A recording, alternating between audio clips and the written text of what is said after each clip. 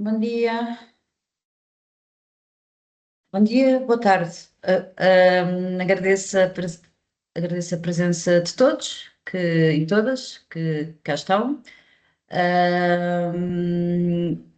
Vou aqui falar um bocadinho devagarinho, também para dar tempo a algumas pessoas que estejam a entrar, de ouvir logo de início o nosso webinar. O meu nome é Janaína Cardoso, trabalho na Aproximar. Ahm, Queria agradecer novamente a vossa presença e agradecer a presença das nossas oradoras, a Joana Portugal e a professora Liara Ujo, que prontamente aceitaram o nosso desafio, de estarem aqui neste webinar. Uh, Referir também, que este webinar será gravado, portanto podem ter as vossas câmaras desligadas, mas que caso queiram mantê-las ligadas, é sempre melhor falar com uma cara amiga, do que falar com imagens a preto. Portanto, a escolha fica do vosso lado. Os microfones estão desligados, mas podem colocar todas as vossas questões no chat e depois no final serão respondidas, está bem? O webinar terá a duração de cerca de 1 hora. Ahm, e pronto, é isto. De indicações iniciais, é esta a mensagem que eu tenho a passar.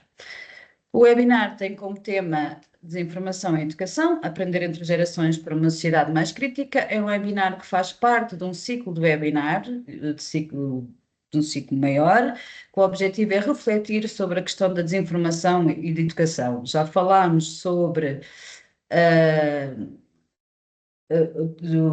das abordagens europeias para este tema, abordagens norte-americanas para este tema. Hoje vamos aqui referir a questão da intergeracionalidade, para uma sociedade mais crítica, e vamos também ter um webinar futuro sobre abordagens locais para este tema, sobre a desinformação e sobre a educação. Depois irão receber informação sobre este próximo webinar. Vou começar por apresentar muito brevemente a Aproximar. A Aproximar tem como missão valorizar o capital humano e social das organizações enquanto estratégia para responder de forma sustentável a desafios e a oportunidades suscitados pelo meio envolvente. Somos uma cooperativa de solidariedade social, estamos orientados para a missão, temos como valores primordiais a qualidade, a igualdade de oportunidades, o empreendedorismo e a inovação. Agora vamos começar apresentando a Aproximar, uma breve explicação, por favor, pois podem pesquisar o nosso site para caso que necessitem mais informações ou podem enviar um e-mail. Vou começar aqui então a falar aqui um bocadinho sobre trabalharmos a questão da intergeracionalidade na educação e na desinformação. Porquê que será que isto é importante? Porquê é que é importante trabalhar esta temática? Quem é mais propenso, aqui sim uma questão, quem é mais propenso a ser afetado pela desinformação? Antes de mais, somos todos, não é? Todos estamos, vamos às redes sociais, todo o ser humano, desde que existe ser humano, existe desinformação, mas aqui é esta questão de quem é mais propenso a ser afetado pela desinformação.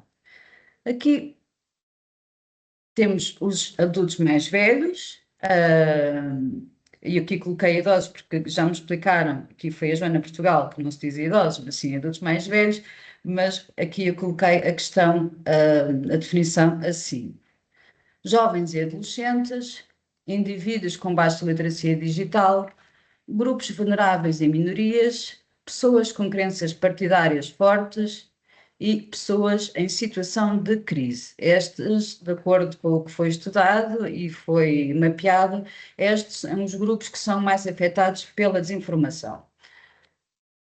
Agora, com o objetivo deste webinar, vou-me focar aqui em 2 pontos só. Os adultos mais velhos, que os idosos são frequentemente considerados mais suscetíveis à desinformação, especialmente online. que este grupo costuma ter menos experiência com as tecnologias digitais e redes sociais, o que torna mais vulneráveis ao conteúdo manipulativo. Além disso, também há estudos que sugerem que a capacidade de discernir entre informação real e não real pode diminuir com a idade, tornando assim mais fácil aceitar notícias falsas como verdade. Outro fator é que os idosos frequentemente utilizam as redes sociais para se conectarem com os seus amigos e que assim os expõe a uma variedade de conteúdos não verificados. E os nossos jovens adolescentes, eu estou aqui a referir as duas pontas, né? Que é os jovens e os idosos, mas temos também aqui toda uma faixa etária entre o meio. Geralmente os jovens são conhecidos como os nativos digitais, mas isso não significa que não sejam mais propensos à desinformação, especialmente quando expostos a conteúdos mais sensacionalistas nas redes sociais.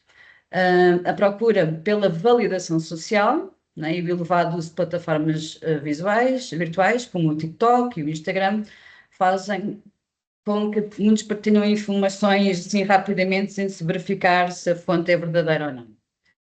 Além disso, muitos jovens carecem de habilidades de literacia mediática, o que dificulta a sua capacidade de avaliar as fontes e as informações. Pegando no que está em negrito sobre a literacia mediática, vou fazer aqui mostrar-vos uma afirmação para fazer a ponte para o Miles, em que esta afirmação descreve, sublinha a importância dos docentes, que os docentes capacitados na área da literacia mediática e da informação serão capazes de formar cidadãos mais críticos e informados.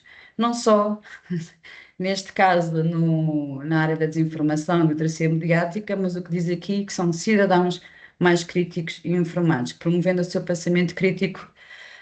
Nesta área, também o pensamento crítico será transferido para as outras áreas também. Agora, esta afirmação é a base do Miles, que o Miles é uma iniciativa europeia, que estão a participar 10 países da União Europeia, em que a Aproximar é parceira, tem como tema as abordagens de literacia mediática de informação e pre-booking para o pensamento crítico no setor da educação. Tem 3 objetivos específicos: de capacitar as professores para desenvolver, testar e avaliar abordagens inovadoras, formando estudantes nas universidades e formando professores que já estejam a trabalhar, que já tenham as suas turmas. De melhorar a capacidade dos alunos para lidar de forma crítica e segura com o ambiente online e aqui combatendo o hiato interacional entre estudantes e docentes. E promover políticas educativas baseadas em evidências e sensibilizar o público para a desinformação e preconceitos cognitivos. Aqui o sensibilizar o público é também um exemplo, este webinar. Aqui, o ponto número 2, o objetivo número 2, como diz, é combater o hiato interacional entre estudantes e docentes. É a ligação para este webinar de falarmos então como é que podemos pegar, como é que trabalhando entre gerações, promovendo o pensamento crítico, como é que podemos combater aqui a desinformação.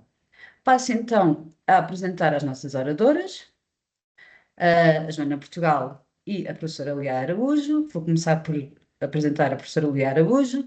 Fez doutoramento em Ciências Biomédicas no Instituto de Ciências Biomédicas Isabel Salazar e é doutorada em Ciências da Educação e do Comportamento na Universidade de Vigo e mestre em Gerontologia também na Universidade de Aveiro. É docente na Escola Superior de Educação de Viseu, investigadora no Rise Health, que está assediado na Faculdade de Medicina do Porto.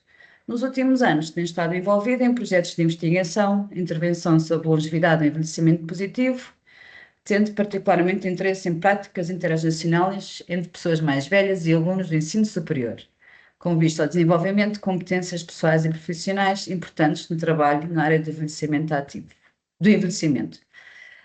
Aqui a Joana Portugal é cooperadora na Aproximar, é licenciada em Gerontologia e mestre em Economia Solidária, Desde 2007 está ligada à economia social, em áreas como gestão da qualidade e sustentabilidade.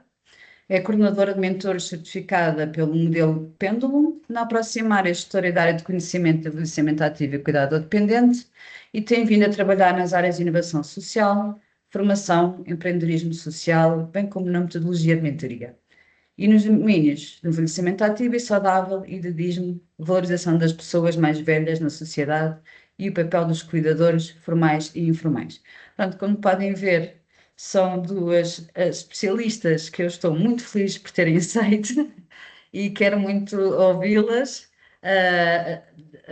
Por muito que a Joana esteja a fazer assim, eu aprendo sempre quando falam comigo, especialmente ela. Vou aqui apresentar as questões orientadoras que estão como desafio, que foram apresentadas como desafio para este webinar. Como pode a aprendizagem interacional contribuir para o desenvolvimento de competências críticas e reflexivas e que reforcem a capacidade de lidar com a desinformação? A segunda questão orientadora: que desafios e oportunidades emergem quando diferentes gerações aprendem juntas? E como podem estas interações promover diálogo, empatia e pensamento crítico? De que forma projetos interacionais podem gerar impacto social e educativo, inspirando práticas e políticas que valorizem a aprendizagem ao longo da vida e a participação informada? Estas são as questões. Nossas oradoras não vão responder diretamente questão a questão, mas pautaram a sua apresentação a partir destas questões. Do meu lado, por enquanto, não tenho mais nada a dizer. Vou passar então a palavra à professora Lia. Então, boa tarde a todos e a todas. Antes de mais, agradecer a Aproximar o convite e agradecer a todos a vossa companhia num dia tão cinzento e, não é, e tão chuvoso, mas esperemos que seja também aqui uma oportunidade importante de partilha e troca de experiências. E eu vou começar então com a minha. Trouxe aqui então uma apresentação para também orientar a resposta a estas questões.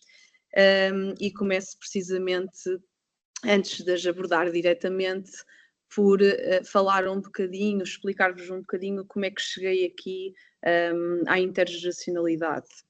Como foi dito inicialmente na minha apresentação, eu sou gerontóloga, sou licenciada em gerontologia e por isso desde logo sempre estive muito interessada nas pessoas mais velhas e em todo o contributo que elas podem, devem e precisam de dar, não é, à sociedade. E estou também aqui enquanto professora, neste caso docente do ensino superior, que lida cada vez mais com uma geração de estudantes com dificuldade em manter a atenção, em ter motivação para me ouvir, para me ver, para aprender e também aqui mais recentemente até em gerir emoções, dificuldade essa que depois tem impacto também no percurso académico e pessoal. E foi muito com base aqui nestes desafios que tenho vindo a sentir que comecei de forma até um bocadinho espontânea e experimental a incluir atividades multigeracionais e mais tarde intergeracionais nas minhas disciplinas.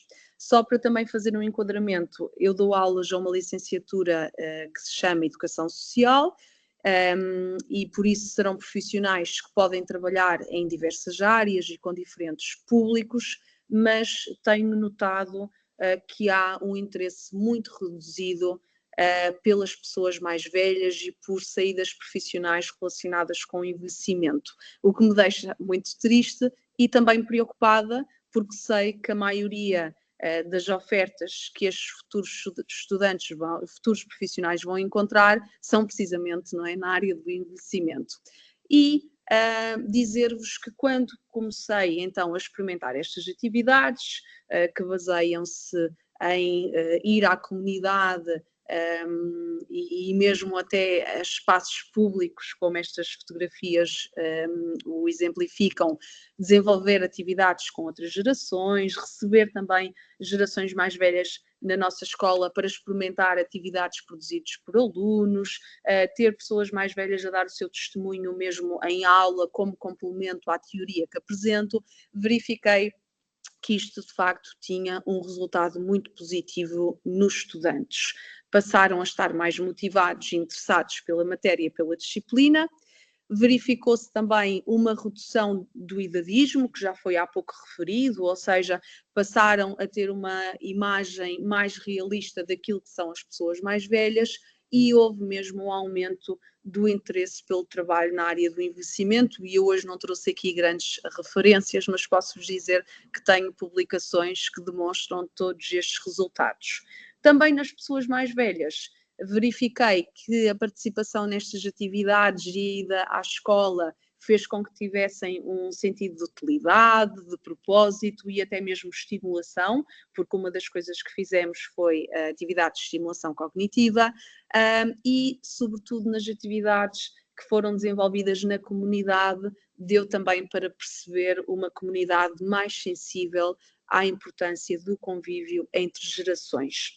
Por isso, estas experiências cativaram-me imenso. Eu não trouxe aqui os benefícios em mim própria enquanto docente, mas posso-vos dizer que foram muitos. Também eu me interessei mais pelas disciplinas e por estas atividades, e foi nesta lógica que mais recentemente dei um passo seguinte, que foi o desenvolvimento de um projeto feito em parceria precisamente com a Aproximar, na linha então do envelhecimento ativo. Este projeto está prestes a ser concluído, faltam dias mesmo para terminar.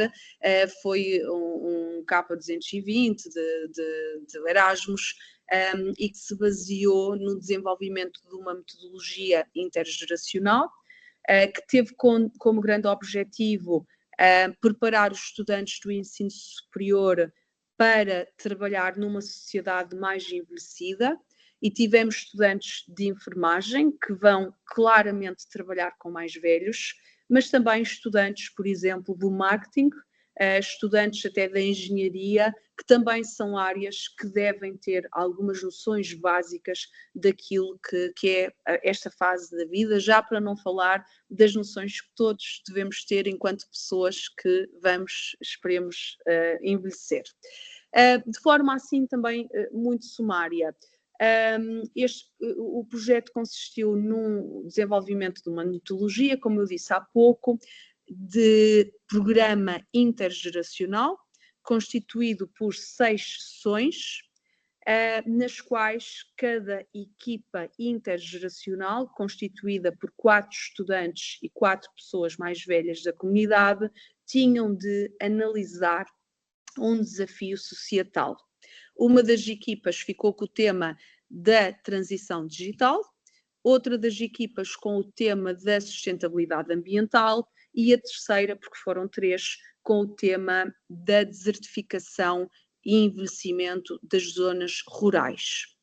Nas primeiras sessões, analisaram o problema, em que é que ele consiste, qual é a experiência que eu tenho nesse problema, e depois, a partir da terceira sessão, começaram a apresentar algumas soluções para esse problema, que culminaram depois mesmo com o desenvolvimento de um projeto de intervenção que foi apresentado aos stakeholders, a uma comunidade académica, social, num evento final que ocorreu no Instituto Politécnico de Viseu, que é a entidade então promotora deste projeto, que foi replicado em outras universidades. Para além da nossa, foi replicado na Universidade de Vigo, na Universidade de Ankara, na Turquia, e na Universidade de Timișoara, na Roménia, para também termos aqui alguma diversidade cultural, que já se sabe que é a intenção deste financiamento. Para quem quiser saber mais sobre o Cobolage, porque é sobretudo isto que eu venho aqui falar do Coblages.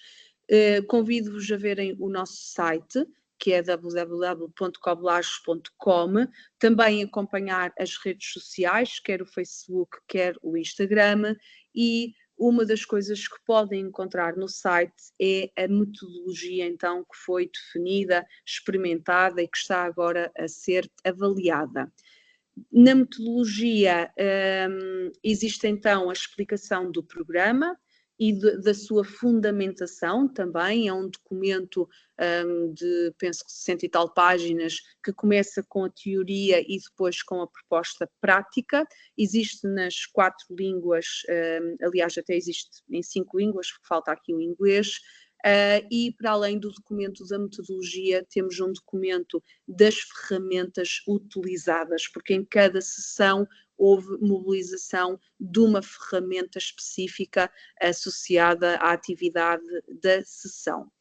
Finalmente, convido-vos também a participarem noutro webinar, se tiverem disponibilidade e interesse, que vai decorrer já no próximo dia 20, é o evento final deste nosso projeto, será às 10 da manhã, hora portuguesa, entre as 10 e o meio-dia. Facilmente se inscrevem no evento, ainda temos as inscrições abertas, e será também aqui uma forma de conhecerem até com maior detalhe este projeto, ouvindo não só os investigadores e professores que tiveram a conduzi-lo, mas também as próprias pessoas mais velhas, estudantes, facilitadores que estiveram na parte mais prática do programa. Com base, então, no meu interesses pessoais, profissionais e muito na experiência do Coblages, eu convido-vos a percorrerem aqui este caminho da apresentação comigo, que no fundo é perceber porque é que vale a pena investir em projetos intergeracionais e sobretudo de aprendizagem intergeracional, como é que o podemos fazer, não é? Que sei que tenho aqui uma plateia sobretudo de professores e educadores, para de facto chegarmos aqui à meta final, que é uma sociedade mais crítica, mais participativa e mais informada, que, como sabemos bem, e o Miles tem apresentado muito isto, é urgente que o façamos. Então, porquê? Não é? Começando por porquê, e aqui isto é bastante óbvio e com toda a certeza muitos de vocês já também passam por isto na prática. Desde logo porque temos uma sociedade cada vez mais envelhecida, em que as pessoas vivem mais, temos que encarar isto como uma oportunidade. As pessoas mais velhas são um recurso, e é um recurso que tem que ser mobilizado e aproveitado, sendo que para isso é preciso que as escolas, os municípios e as várias entidades sociais, públicas, privadas, trabalhem para que isso aconteça.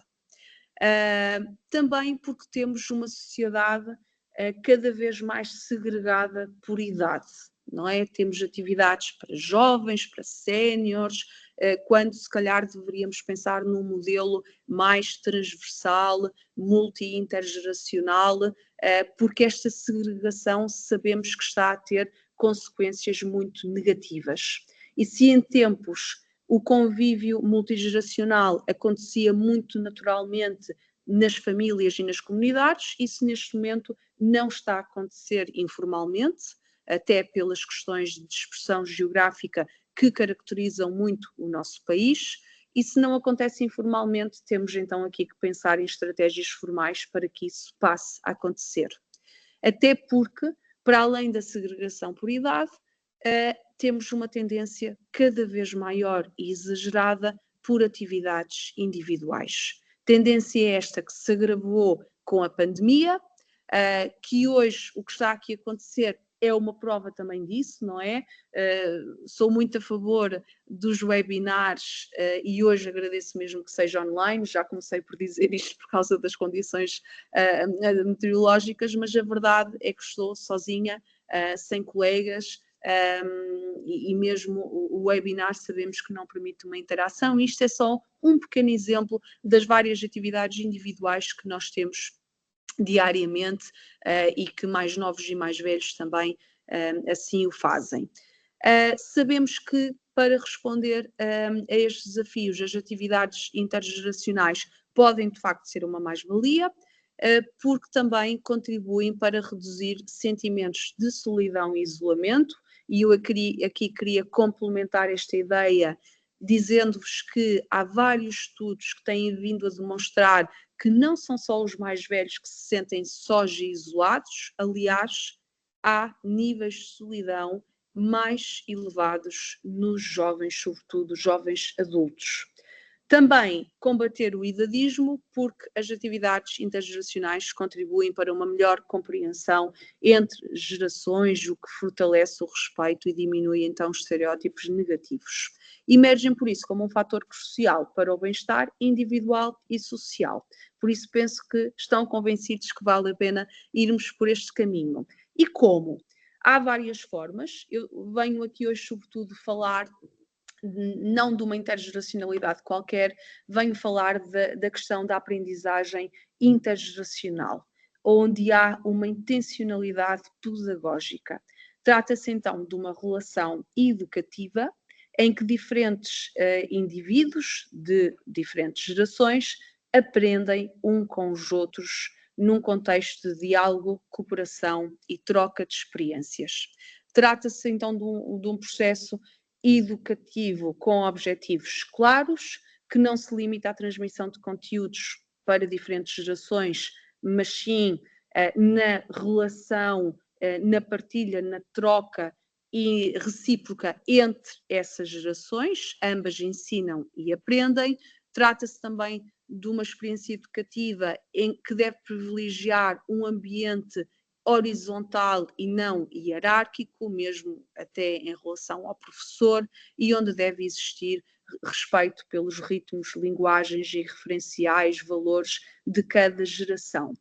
Outro pressuposto muito importante é que devem existir benefícios educativos para ambas as gerações, e por isso quando eu vejo um projeto que só fala da importância disto para os mais novos ou só para os mais velhos, percebo logo que algo está errado, e estes benefícios então educativos mútuos passam muito, não é, pela promoção e pelo aumento do conhecimento, do diálogo, da compreensão mútua, das atitudes reflexivas, dos valores sociais e humanos, da valorização pelo passado, pelas tradições, pelos costumes, pelos outros tempos, não é? Pelo respeito por, se calhar, algumas vulnerabilidades que existem nestas gerações, promoção também de competências sociais, tudo isto com toda a certeza terá consequências positivas, então, numa sociedade mais crítica, participativa e informada. Em termos de metodologias educativas, penso que esta frase transmite também muito bem aquilo que temos que procurar fazer quando temos uma iniciativa de aprendizagem intergeracional, que é fazer com que as diferentes gerações e idades aprendam juntas e não apenas uma com as outras. E para isso é preciso desenhar uma metodologia que permita alcançar esse fim. E eu trago-vos aqui 3 exemplos que não são distintos, atenção, são complementares, e um deles é a aprendizagem colaborativa e baseada em projetos, que foi aquela que nós utilizamos no Coblage. E neste caso, são então constituídos grupos intergeracionais, e dizer-vos que há muita investigação sobre o tamanho desses grupos. Por exemplo, nós no Coblage optamos por grupos de 4+4 e percebemos na avaliação que deve ser um número maior, mas que também não pode ser muito maior. E aqui há então que gerir depois as condições, não é, das turmas, para que possa ser um número que permita efetivamente a colaboração e a participação de todos. E se for um grupo demasiado grande, pelo menos desenvolver atividades com grupos pequenos que permitam então uma maior intergeracionalidade. No caso então da aprendizagem baseada em projetos, normalmente há a definição de um tema de um problema, de um desafio, de algo que vai ser então abordado ao longo das atividades, que normalmente são problemas, questões reais e da comunidade próxima e circundante, para também dar maior significado à experiência. Temos tido projetos cada vez mais com componente digital. Não é obrigatório, mas eu penso que será uma mais-valia, não só porque é um atrativo para os mais novos, mas também para os mais velhos, não é? Aliás, eu no âmbito de Coblages dinamizei o grupo da transição digital, e uma das coisas que percebemos é que os mais velhos, alguns ainda conseguem passar mais tempo ao telemóvel, porque têm mais tempo, não é? Do que os mais novos que têm a escola, e por isso, de facto, o digital é uma forma de cativar e é também uma forma depois de melhorar a apresentação pública dos projetos, de chegar, não é, à comunidade, às famílias, até neste momento a outros países, não é, graças às redes sociais e também a outra forma de publicação online. Porque é que isto funciona, não é? Por vários motivos, eu trouxe só aqui aqueles que considero mais importantes, porque a abordagem em projeto, não é? Em trabalho de projeto, promove a cooperação, o sentido de propósito e pertença, sobretudo quando trabalhamos temas reais que são vividos por estas pessoas, e cria aqui uma interdependência positiva que pode também então ter uma diminuição de estereótipos entre gerações. Outra forma educativa é a aprendizagem baseada na partilha de experiências, que, como eu dizia, pode e deve ser complementar, e eu trouxe esta para esta sessão porque, como eu vos dizia há pouco, nós estamos neste momento a fazer a avaliação do Coblages, e um dos resultados que já encontramos é que a sessão favorita foi uma sessão sobre narrativas e histórias de vida, em que cada pessoa teve que partilhar vivências pessoais relacionadas com o tema abordado. E, de facto, a partilha de algo que é mais pessoal, não é? E que por ter sido vivido aconteceu mesmo, foi real, não foi nada que vi na internet ou que o ChatGPT me disse, faz com que haja aqui um maior significado e maior curiosidade.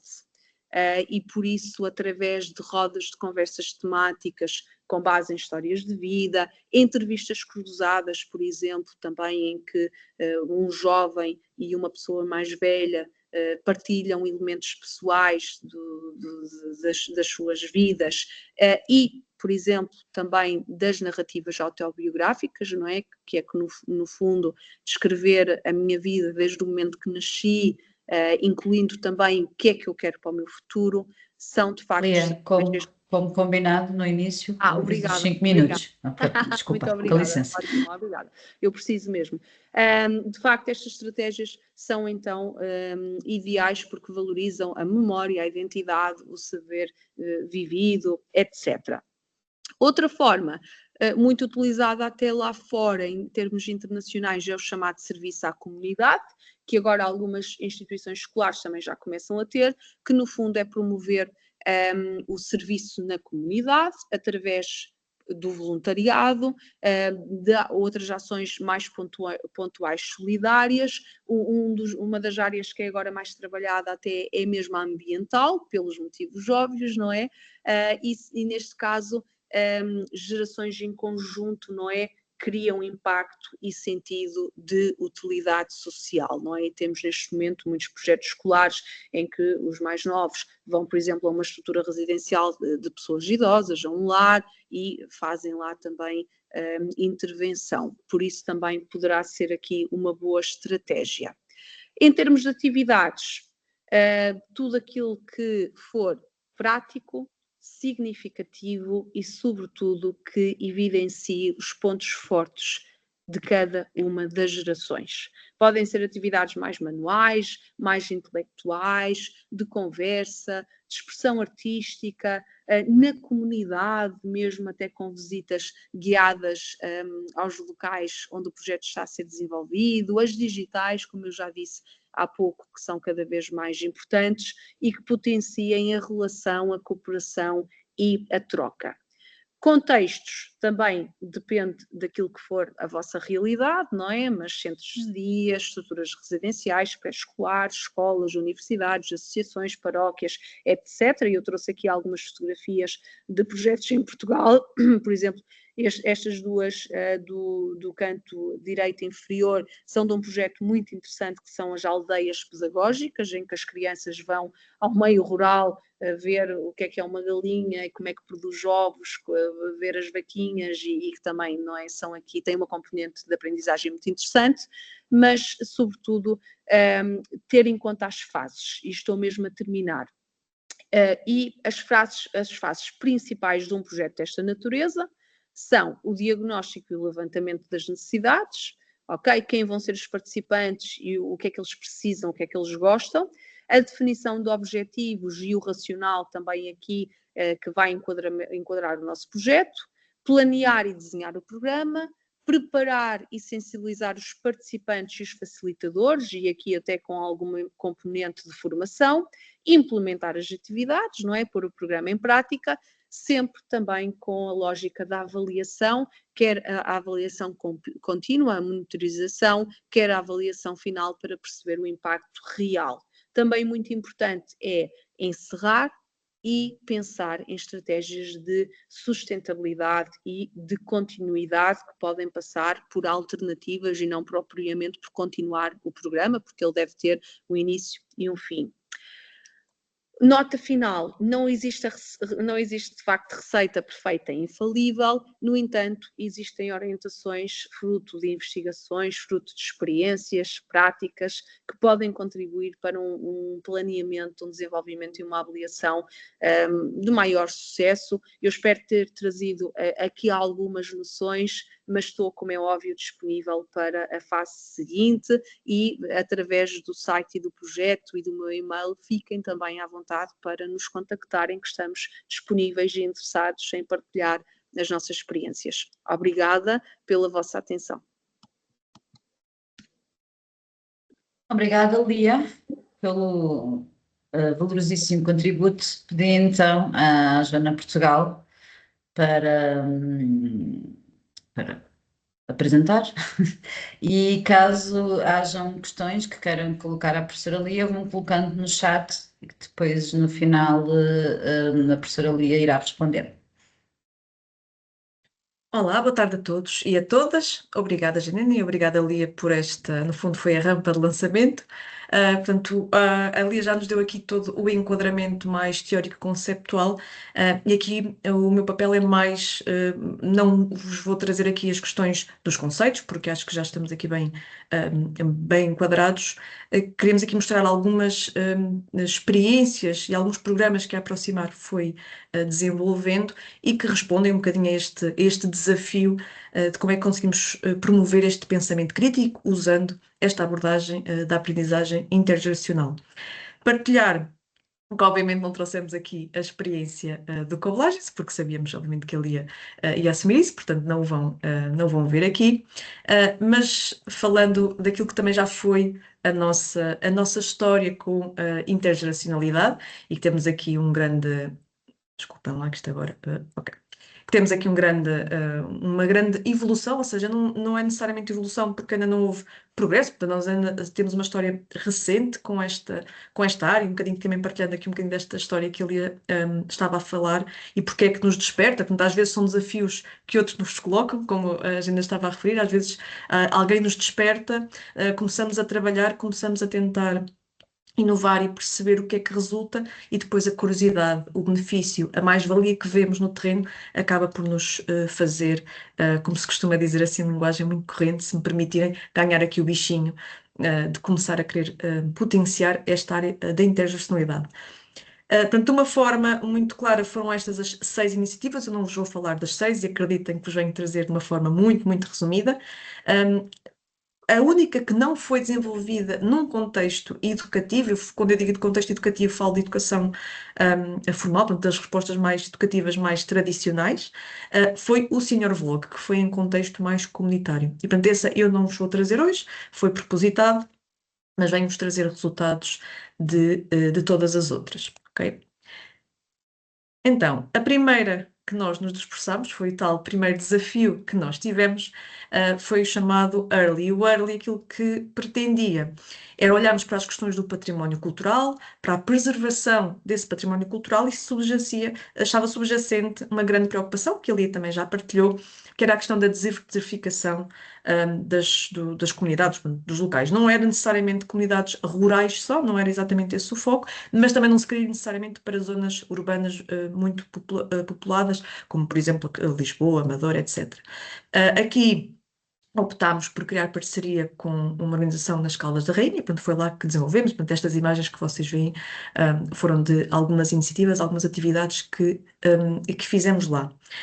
Aqui a ideia que se queria implementar era colocar jovens e adultos mais velhos precisamente para explorar esta economia local, ou seja, perceber de facto que áreas é que podiam ser potenciadas ou mais potenciadas, que áreas é que de facto, relativamente às questões do património cultural, é que poderiam dar aqui uma alavanca maior para a questão económica e que naturalmente estivessem ligadas quer a áreas que os jovens pudessem explorar do ponto de vista económico e de empreendedorismo e, portanto, naturalmente, criar espaços para o seu próprio emprego.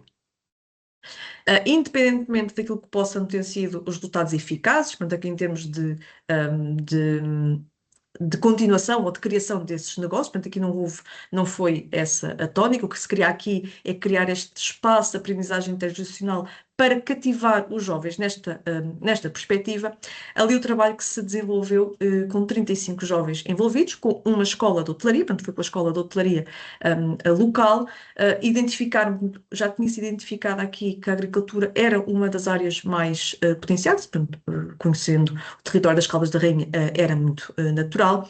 Portanto, aqui os jovens identificaram que tinham algumas razões, tinham alguma possibilidade de se poderem fixar, sendo que, obviamente, mesmo os números dos definitivamente não, ou provavelmente não, eram ainda grandes para aquilo que nós desejávamos, mas naturalmente também não temos aqui uma grande amostra, portanto, não estamos aqui numa perspectiva de mostrar dados que sejam amplamente científicos, portanto, são dados de prática. Não tínhamos aqui esta correlação. Aquilo que nós pudemos perceber é que houve esta percepção de facto, ou este olhar mais crítico para aquilo que é também a sua região, e dizer-vos que nós não fizemos essa análise quantitativa porque não lhes perguntámos no início, mas a verdade é que os jovens quando apareciam, e mesmo as próprias pessoas mais velhas diziam, não, os jovens não querem saber, não, eles vão-se todos embora daqui, ninguém quer cá ficar. E depois, na verdade, depois de terem este trabalho um bocadinho na semelhança do que ele estava a dizer, de desafios colaborativos, não havia necessariamente um desafio societal, mas havia esta questão de como é que podemos trabalhar a questão da agricultura localmente, portanto aqui uma coisa mais circunscrita.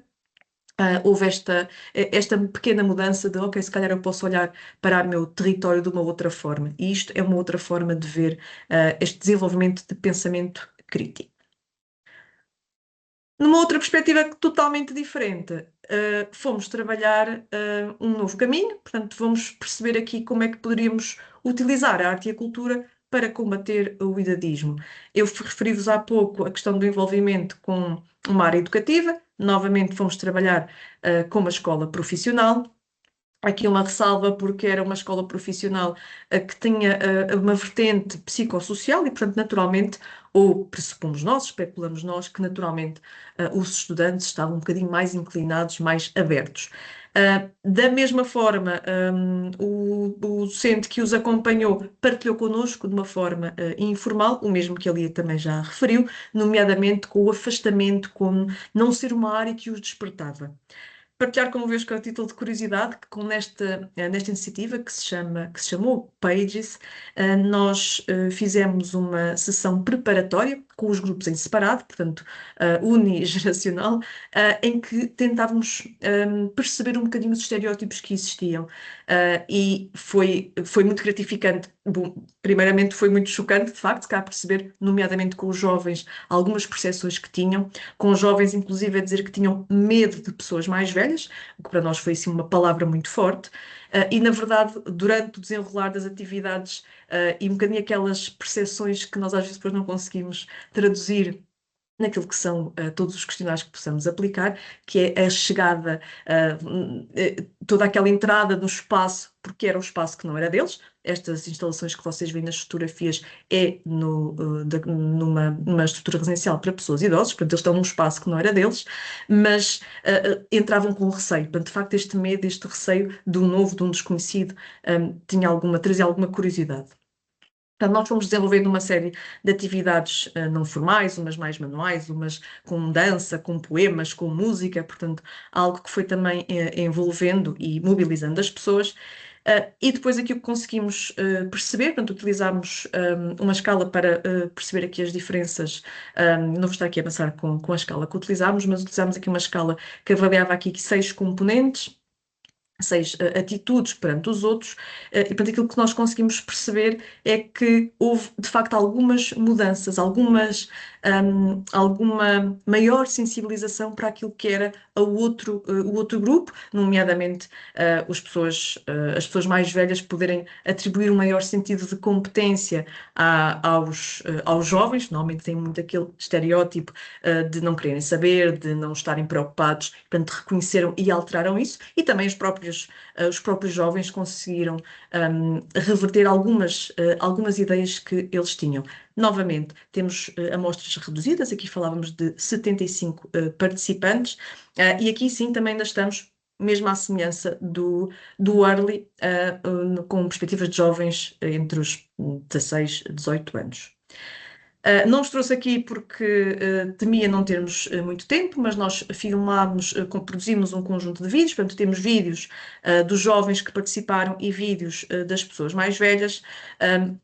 Aqui trouxe só um exemplo da Amara, que foi uma das mais expressivas na forma como falava, e portanto as frases que ela disse foi: mudei a minha visão do envelhecimento, e apesar de termos nascido em épocas diferentes, partilhámos conhecimentos. Portanto, também este reconhecimento que de facto pode mudar alguma coisa, eu posso ter um sentido diferente do que aquilo que é.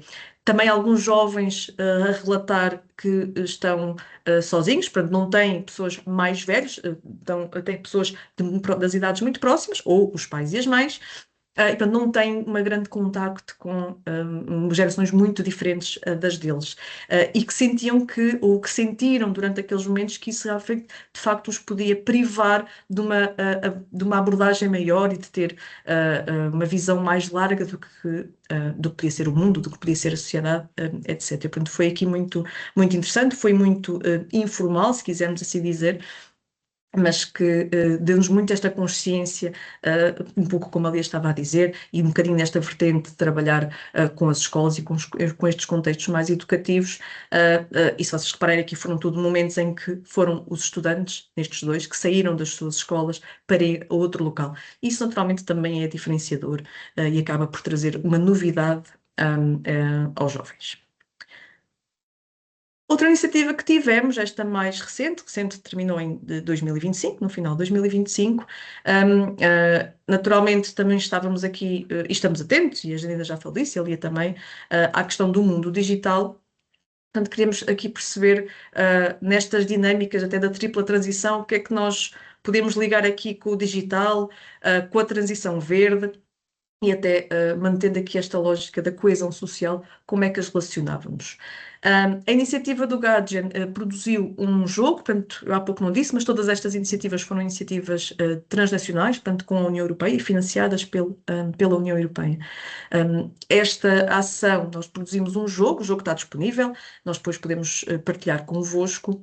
As fotografias que vocês veem aqui são num ATL, portanto, é aqui uma resposta educativa, apesar de sair da componente formal, mas foi também implementada no agrupamento de escolas Cardoso Lopes, e teve uma adesão gigantesca, mesmo muito, muito massiva, com os alunos do primeiro ciclo, em que puderam convidar pessoas mais velhas, ou os seus avós, ou outras pessoas amigas e conhecidas, e foi muito interessante perceber um bocadinho esta cooperação, esta relação, mesmo dentro da própria família.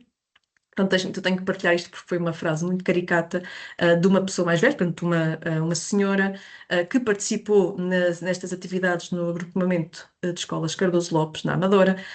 Portanto, ela era avó do neto, portanto, da criança, do aluno daquela escola, e eles tiveram ambos que resolver desafios. Portanto, o jogo do Gajen era um conjunto de missões e de tarefas ambientais que tinham que resolver, por exemplo, ter um conjunto de materiais que tinham que separar pelos diferentes pontos de reciclagem.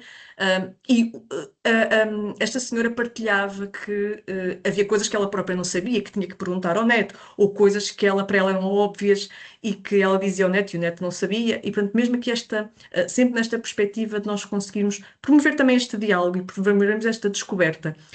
E uma frase que o neto lhe disse, e portanto isto é um relato desta senhora em que tivemos num evento e que ela o partilhou, foi que o neto no final virou-se para a avó e disse: "Oh avó, eu não sabia que tu eras tão inteligente." E isto, tendo ali uma conotação que nós podemos achar negativa para a avó, encheu-lhe o coração, porque ela disse: "Ok, o meu neto não tinha visto, porque se cá havia, como ela relatou, em tarefas de cuidado, ir buscar à escola, preparar o lanche, dar a comida, dar carinho." Portanto, ele reconhecia a avó nesse ponto, mas nunca tinha visto a avó numa posição de conhecimento. Portanto, esta vertente de conhecimento, ela achou que para ela era muito interessante, e ela disse: sem dúvida que eu tenho a certeza que ele agora me vai fazer muito mais perguntas, porque afinal a avó também sabe coisas, e portanto isto foi também muito interessante. Aqui também, novamente, com alguns dados, e provavelmente para vocês está bastante pequeno, mas obviamente aqui temos algumas questões sobre, quer com as crianças, quer com os adultos mais velhos. Houve aqui mais alguns resultados no âmbito dos adultos mais velhos, desta percepção mais crítica e menos um pouco no das crianças, mas naturalmente nós também não fomos ao detalhe daquilo que era a consciência ambiental, não fomos a questões muito concretas, analisámos de uma forma geral. Mas aquilo que pudemos perceber com os adultos mais velhos é que houve de facto um aumento sobre o entendimento, nomeadamente sobre questões da proteção do meio ambiente, e mais do que o entendimento, que era um pouco isso que nós também queríamos, que houvesse uma necessidade, ou que se disputasse a necessidade de ação. Portanto, eu não só sei informação sobre como é que eu posso proteger o meio ambiente, mas eu de facto sinto-me inclinado e sinto-me com vontade de tomar essa ação.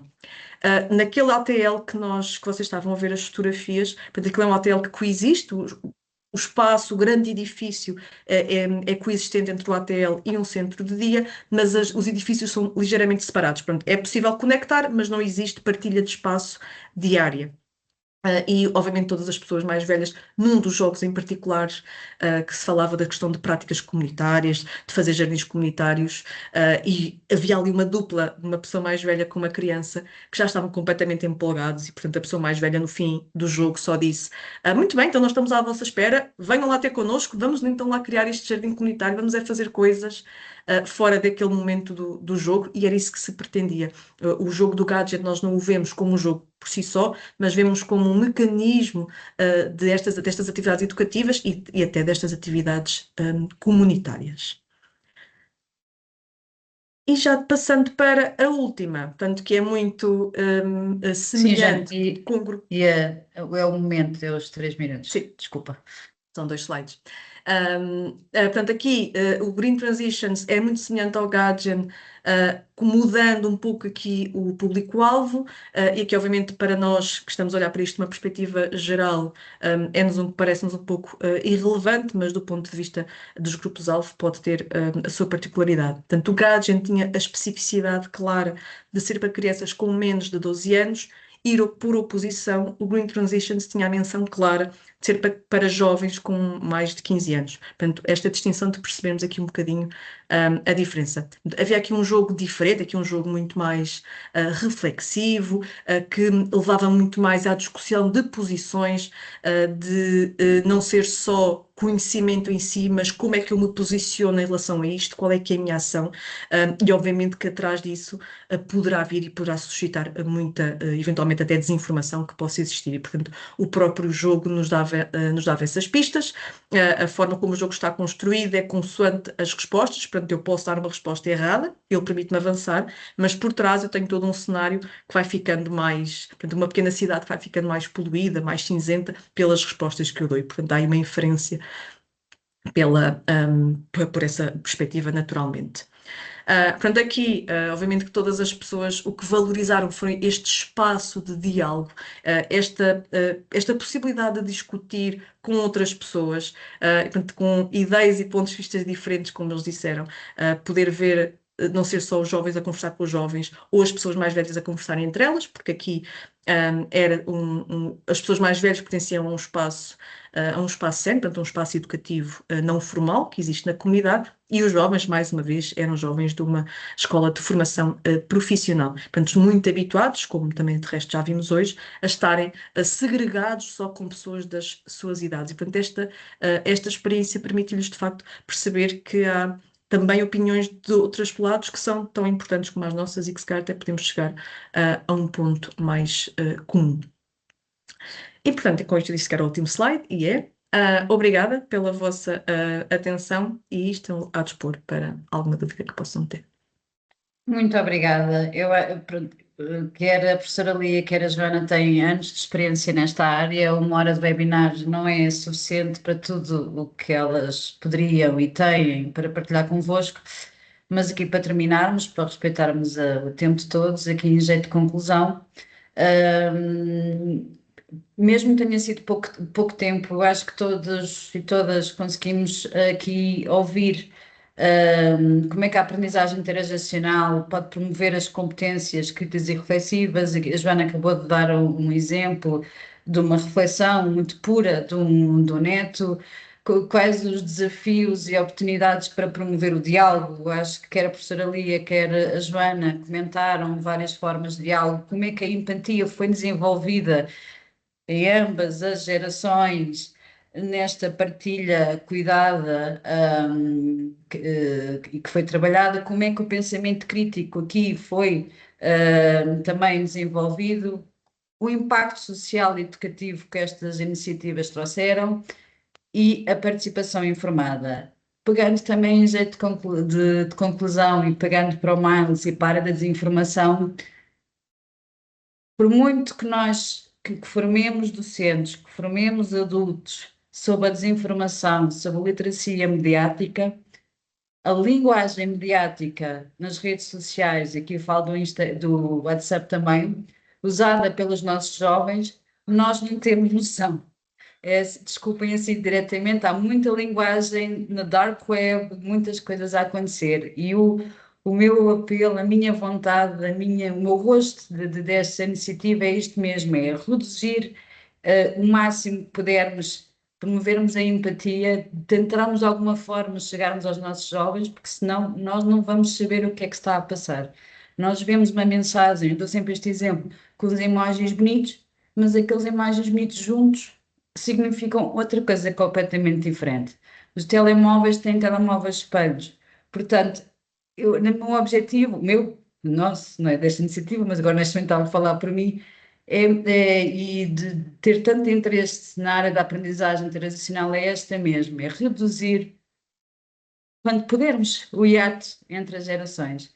Vou aqui, para terminar, ler uma frase que a professora Lia referiu, que eu já gravei comigo, que é: a aprendizagem interacional acontece quando diferentes idades se encontram para aprender juntas e não uns com os outros. E com esta frase que para mim impactou, termino e vos agradeço, agradecendo novamente às nossas oradoras. Muito obrigada. Se quiserem colocar questões, se já não há muito tempo, podem enviar um e-mail. Muito obrigada. Obrigada. Obrigada. Tudo bom.